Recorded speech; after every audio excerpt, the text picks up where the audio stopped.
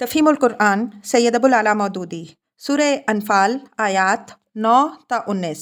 اعوذ باللہ من الشیطان الرجیم، بسم اللہ الرحمن الرحیم۔ اذ تستغیثون ربکم فاستجاب لکم۔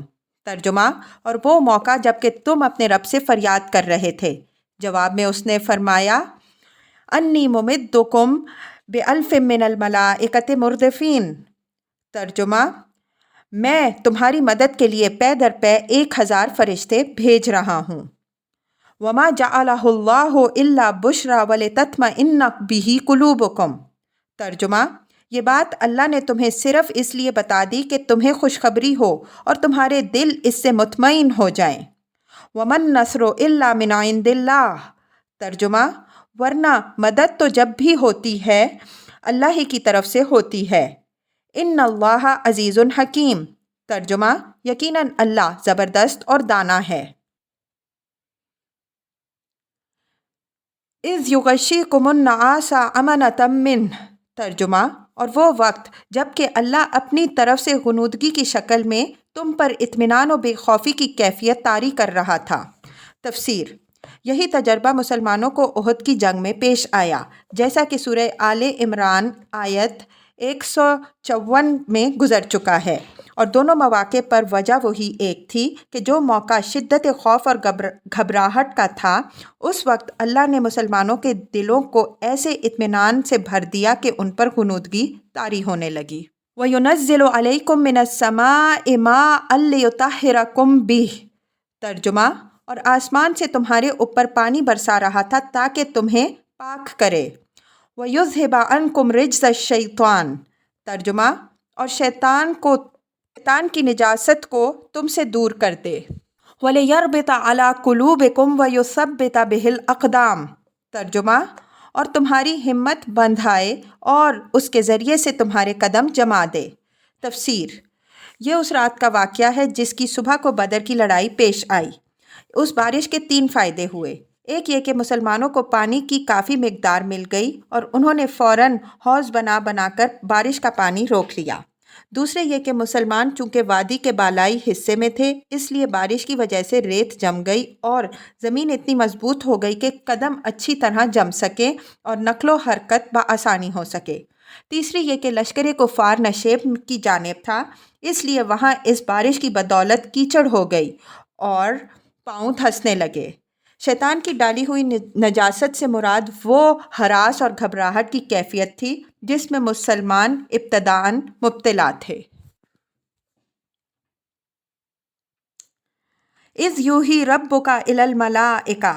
ترجمہ: اور وہ وقت جب کہ تمہارا رب فرشتوں کو اشارہ کر رہا تھا۔ انی معکم فثبتوا الذین آمنوا۔ ترجمہ: کہ میں تمہارے ساتھ ہوں، تم اہل ایمان کو ثابت قدم رکھو۔ سألقی فی قلوب الذین کفروا الرعب۔ ترجمہ: میں ابھی ان کافروں کے دلوں میں رعب ڈالے دیتا ہوں۔ فاضربوا فوق الأعناق واضربوا منہم کل بنان۔ ترجمہ: پس تم ان کی گردنوں پر ضرب لگاؤ اور جوڑ جوڑ پر چوٹ لگاؤ۔ تفسیر: جو اصولی باتیں ہم کو قرآن کے ذریعے سے معلوم ہیں، ان کی بنا پر ہم یہ سمجھتے ہیں کہ فرشتوں سے قتال میں یہ کام نہیں لیا گیا ہوگا کہ وہ خود حرب و ضرب کا کام کریں، بلکہ شاید اس کی صورت یہ ہوئی ہوگی کہ کفار پر جو ضرب مسلمان لگائیں وہ فرشتوں کی مدد سے ٹھیک بیٹھے اور کاری لگے۔ واللہ اعلم بالصواب۔ ذالک بانہم شاقوا اللہ ورسولہ۔ ترجمہ: یہ اس لیے کہ ان لوگوں نے اللہ اور اس کے رسول صلی اللہ علیہ وسلم کا مقابلہ کیا۔ وَمَن يُشَاقِقِ اللَّهَ وَرَسُولَهُ فَإِنَّ اللَّهَ شَدِيدُ الْعِقَابِ۔ ترجمہ: اور جو اللہ اور اس کے رسول صلی اللہ علیہ وسلم کا مقابلہ کرے، اللہ اس کے لیے نہایت سخت گیر ہے۔ تفسیر: یہاں تک جنگ بدر کے جن واقعات کو ایک ایک کر کے یاد دلایا گیا ہے، اس سے مقصود دراصل لفظ انفال کی معنویت واضح کرنا ہے۔ ابتدا میں ارشاد ہوا کہ اس مال غنیمت کو اپنی جانفشانی کا ثمرہ سمجھ کر اس کے مالک و مختار کہاں بنے جاتے ہو۔ یہ تو دراصل عطیہ الہی ہے اور معطی خود ہی اپنے مال کا مختار ہے۔ اب اس کے ثبوت میں یہ واقعات گنائے جا رہے ہیں کہ اس فتح میں خود ہی حساب لگا کر دیکھ لو کہ تمہاری اپنی جافشانی اور جرت و جسارت کا کتنا حصہ تھا اور اللہ کی عنایت کا کتنا حصہ۔ ذالکم ترجمہ یہ ہے۔ تفسیر: خطاب کا رخ یکایک کفار کی طرف پھر گیا ہے جن کے مستحق سزا ہونے کا ذکر اوپر کے فقرے میں ہوا تھا۔ ذوقوہ ترجمہ: تم لوگوں کی سزا اب اس کا مزہ چکھو۔ وَأَنَّ لِلْكَافِرِينَ عَذَابَ النَّارِ ترجمہ: اور تمہیں معلوم ہو کہ حق کا انکار کرنے والوں کے لیے دوزخ کا عذاب ہے۔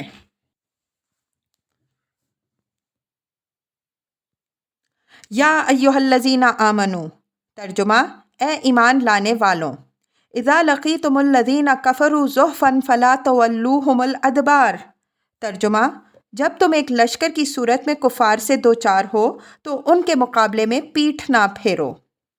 وَمَن يُوَلِّیہم یَوْمَئِذٍ دُبُرَهُ إِلَّا مُتَحَرِّفًا لِقِتَالٍ أَوْ مُتَحَیِّزًا إِلیٰ فِئَةٍ ترجمہ: جس نے ایسے موقع پر پیٹھ پھیری الا یہ کہ جنگی چال کے طور پر ایسا کرے یا کسی دوسری فوج سے جا ملنے کے لیے۔ فَقَدْ بَاءَ بِغَضَبٍ مِّنَ اللَّهِ ترجمہ: تو وہ اللہ کے غضب میں گھر جائے گا۔ وَمَأْوَاهُ جَہَنَّمُ ترجمہ: اس کا ٹھکانہ جہنم ہوگا۔ وَبِئْسَ الْمَصِیرُ ترجمہ: اور وہ بہت بری جائے بازگشت ہے۔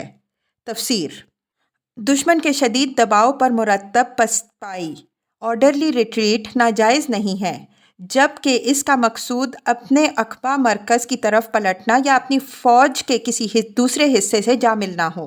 البتہ جو چیز حرام کی گئی ہے وہ بھگدڑ ہے، جو کسی جنگی مقصد کے لیے نہیں بلکہ محض بزدلی و شکست خوردگی کی وجہ سے ہوتی ہے، اور اس لیے ہوا کرتی ہے کہ بھگوڑے آدمی کو اپنے مقصد کی بنسبت جان زیادہ پیاری ہوتی ہے۔ اس فرار کو بڑے گناہوں میں شمار کیا گیا ہے، چنانچہ نبی صلی اللہ علیہ وسلم فرماتے ہیں کہ 3 گناہ ایسے ہیں کہ ان کے ساتھ کوئی نیکی فائدہ نہیں دیتی۔ ایک شرک، دوسرے والدین کی حق تلفی، تیسرے میدان قتال فی سبیل اللہ سے فرار۔ اسی طرح ایک اور حدیث میں ہے کہ آپ صلی اللہ علیہ وسلم نے 7 بڑے گناہوں کا ذکر کیا ہے جو انسان کے لیے تباہ کن اور اس کے انجام اخروی کے لیے غارت گر ہیں۔ ان میں سے ایک یہ گناہ بھی ہے کہ آدمی کفر و اسلام کی جنگ میں کفار کے آگے پیٹھ پھیر کر بھاگ جائے۔ اس فعل کو اتنا بڑا گناہ قرار دینے کی وجہ صرف یہی نہیں ہے کہ یہ ایک بزدلانہ فعل ہے، بلکہ اس کی وجہ یہ ہے کہ ایک شخص کا بھگوڑا پن بسا اوقات ایک پوری پلٹن کو اور ایک پلٹن کا بھگوڑا پن ایک پوری فوج کو بدحواس کر کے بھگا دیتا ہے، اور پھر جب ایک دفعہ کسی فوج میں بھگدڑ پڑ جائے تو کہا نہیں جا سکتا کہ تباہی کس حد تک جا ٹھہرے گی۔ اس طرح کی بھگدڑ صرف فوج ہی کے لیے تباہ کن نہیں ہے بلکہ اس ملک کے لیے بھی تباہ کن ہے جس کی فوج ایسی شکست کھائے۔ فَلَمْ تَقْتُلُوهُمْ وَلَٰكِنَّ اللَّهَ قَتَلَهُمْ ترجمہ: بس حقیقت یہ ہے کہ تم نے انہیں قتل نہیں کیا بلکہ اللہ نے ان کو قتل کیا۔ وَمَا رَمَيْتَ إِذْ رَمَيْتَ وَلَٰكِنَّ اللَّهَ رَمَىٰ ترجمہ: اور تو نے نہیں پھینکا بلکہ اللہ نے پھینکا۔